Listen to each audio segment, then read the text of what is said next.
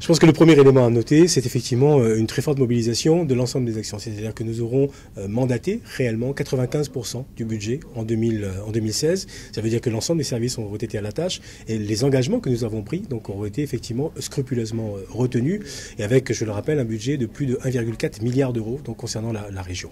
Deuxième élément à noter, c'est que la part du fonctionnement donc, est une part qui est excessivement importante puisque nous consacrons plus de 70% donc, aux investissements. Ça veut dire que nous sommes vraiment à la région depuis ces dernières années, donc au cœur même de la commande publique, aux côtés des entreprises pour assumer donc notre mission, notre responsabilité, donc en termes d'activité, en termes d'emploi, et avec, les réduits le savent aujourd'hui, donc une répercussion sur la croissance qui est importante, puisque la Réunion connaît un taux de croissance de plus de 3% depuis 2 ans maintenant. Donc voilà les éléments qui sont les plus marquants, le respect des engagements, donc une mobilisation des crédits qui soit optimisée, et puis troisième aspect, donc une gestion financière qui est saine, avec un résultat qui est positif de plus de 30 millions d'euros aujourd'hui, et une épargne de gestion qui est l'équivalent finalement, le meilleur indicateur de la bonne santé financière d'une collectivité, donc une épargne de gestion aujourd'hui qui est à plus de 100 millions d'euros. C'est important pour que la Réunion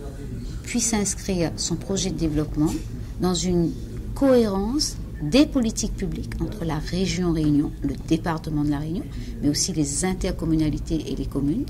et également une conférence territoriale,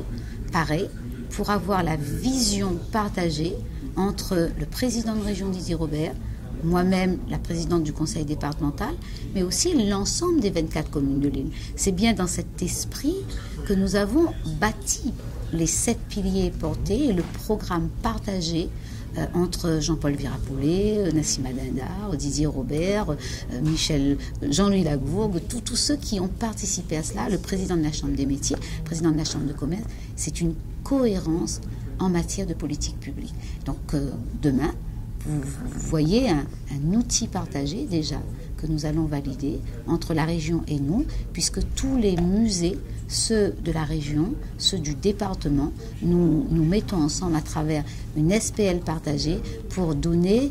à la population, mais aussi aux différents secteurs, l'ouest, le sud, le nord, l'est, pareil, un vrai projet de cohérence et, on l'espère, des outils qui ne soient pas seulement des outils de démocratisation de la culture, mais des outils du développement économique à travers ces sites culturels et en même temps du développement du territoire.